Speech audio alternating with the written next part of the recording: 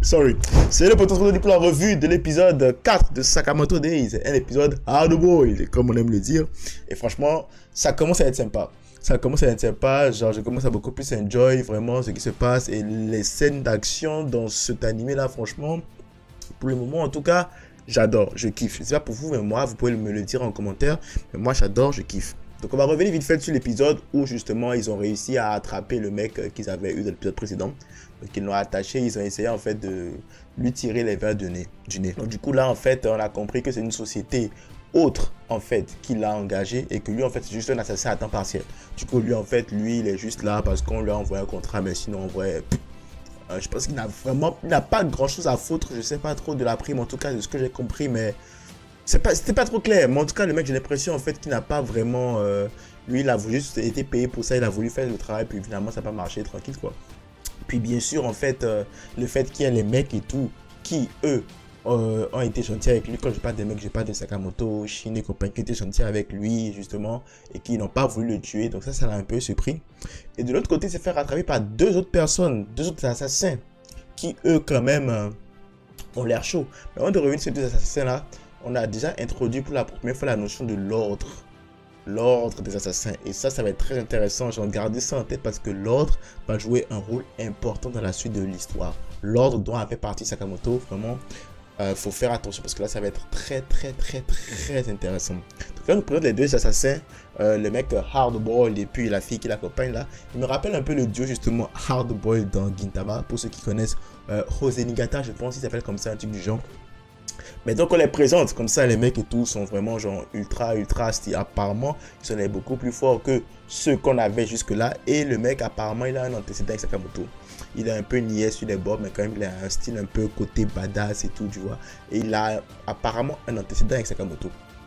Cicatrice et tout. Et donc le grand en fait c'est que Sakamoto et lui étaient ensemble à la fac des assassins là, si tu veux appeler ça comme ça. Puis Sakamoto ne le considérait pas trop. Il ne le considérait pas trop, c'est ce qu'on a cru comprendre jusqu'à la fin de l'épisode, mais Sakamoto ne le considérait pas trop pendant le flashback, pendant justement ce qu'on avait des souvenirs du mec. Donc le gars en fait, vu qu'il avait l'opportunité de se venger de Sakamoto, il a saisi l'opportunité. Quand on dit se venger de Sakamoto, c'est en fait se venger du fait que Sakamoto ne l'ait pas trop considéré pendant leurs années ensemble à étudier, si tu veux. Donc là, il se retrouve dans une maison hantée. Du coup, Sakamoto et compagnie continuent le manège et tout. La femme de Sakamoto se doute de quelque chose à un moment donné. Mais finalement, elle décide de zapper parce qu'ils lui ont sorti une histoire bidon et tout. Mais là, il rentre dans la maison hantée. C'est justement là que genre, tous les coups sont permis. Genre, le niveau de danger est à son maximum. Parce que là, en fait, ils vont utiliser tous les moyens possibles pour avoir Sakamoto. Parce que là, dans une maison hantée, il fait noir. Donc là, ça va être très compliqué de pouvoir distinguer toutes les tentatives de meurtre une par une. Mais bon, ils se sont débrouillés jusqu'à ce qu'ils se fassent avoir par une entrée surprise. Entrée surprise due justement au fait que Liu ait bu de l'alcool. Et le truc intéressant de Liu, justement, c'est que elle ne supporte pas l'alcool et qu'elle devient comme un rocklier, si tu veux, en mode voilà quoi. Elle a la technique du point ivre et tout, elle devient super forte au combat rapproché sous l'effet de l'alcool. Voilà, ça a amené au fait que bon, il y a une attaque surprise qui est arrivée sur eux, puis là les deux assassins se sont révélés, puis Sakamoto a été mis à l'écart, vraiment à l'écart. Puis là tu as justement la fille qui s'occupait de Shin puis de Liu. Et donc on pensait que Liu allait avoir un éveil, mais finalement pour le moment en tout cas elle semble aussi, autant elle est forte quand elle est sous de l'alcool, autant elle est super émotive. Que donc quand Shin a été capturée, qu'on l'a menacé de tuer Shin si elle ne se battait pas et tout, elle a commencé à pleurer. Bon, c'est une dualité du personnage et je pense que d'ici le prochain épisode, normalement, on devra avoir des trucs, selon mes souvenirs, on devra avoir des trucs intéressants qui vont se passer. Ce qui est plus intéressant de l'autre côté, où on revoit un peu les souvenirs de Sakamoto et puis le mec Hardboiled, oh, j'ai oublié son nom. Et du coup, en fait, ça se voit en fait que Sakamoto n'en avait rien à cirer de lui à l'époque. Peut-être qu'il voyait le potentiel vite fait, mais en vrai, Sakamoto n'en avait rien à cirer de lui. Et donc ça, c'est des choses qui faisaient mal au gars, parce que le gars, il apprécie Sakamoto, tu vois, il apprécie vraiment Sakamoto. Genre limite, il l'idolâtrait parce qu'il trouvait que Sakamoto était vraiment badass, cool. D'ailleurs, Sakamoto, jeune, en animé, ça rend très bien. Ça rend très bien, on va pas se mentir, ça rend bien, c'est pas dégueulasse. Hein. C'est très beau, moi j'ai aimé. Hein.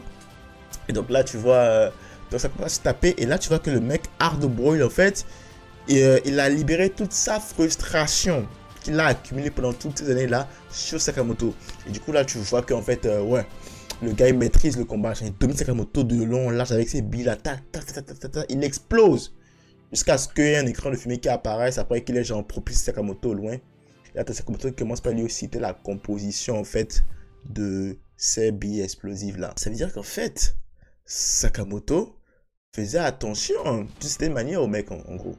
Et donc là, au fur et à mesure qu'il récite les compositions des billes, on voit quelqu'un qui sort et c'est clairement pas le gros Sakamoto, mais c'est le Sakamoto jeune. En plus, c'est très bien joué de leur part de changer le voice acteur, franchement génial. C'est un truc basique, mais des fois il y en a qui ne prennent pas en compte ce détail-là.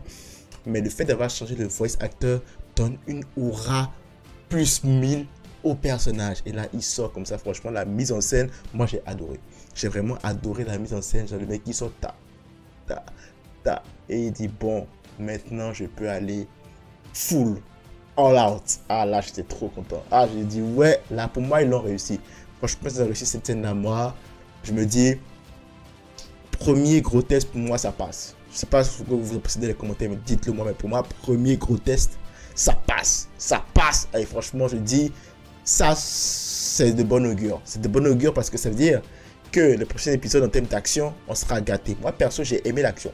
J'ai pas vu un truc dégueulasse en mode de what the fuck, c'est quoi cette action? Non, non, non. Moi, toutes les actions que j'ai aimé, que j'ai vu, j'ai aimé. Et là, je me dis, j'attends de voir. J'attends de voir parce que là, maintenant, Sakamoto va contre-attaquer.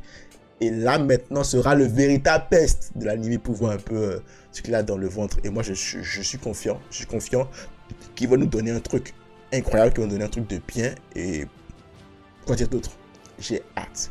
J'ai vraiment hâte à la semaine prochaine. Les soundtracks, comme d'habitude, hein, vraiment très bien. Vraiment tout le temps, c'est toujours du bon, les soundtracks. Puis, ouais, on verra ce qui va se passer la semaine prochaine. On verra comment ils vont gérer le combat là. En tout cas, c'est l'un des premiers gros combats du manga. Et dans le manga, c'était vraiment incroyable. Restez à voir si dans l'anime, ce sera aussi incroyable, voire beaucoup plus incroyable. Voilà tout ce que j'avais à dire pour cette revue de l'épisode 4 de Sakamoto Days. Si t'as aimé la revue, n'hésite pas à liker, commenter, ça fait toujours plaisir. Si t'es pas encore abonné, abonne-toi, ça fait encore plus plaisir. Max de like, max de partage, on se retrouve très vite dans une vidéo. C'est ça pour tous sur une vidéo prochaine. C'est tout pour moi. À la prochaine.